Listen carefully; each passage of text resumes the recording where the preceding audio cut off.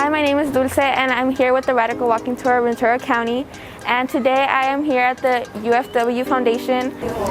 The UFW Foundation is a nonprofit organization that was established in 2006 in Southern California with 6 regional offices. As the largest farm workers union, the foundation's core purpose is to empower communities to ensure human dignity that serves over 90,000 migrants with critical services and engagement in challenging the systematic and oppressive cycle of poverty.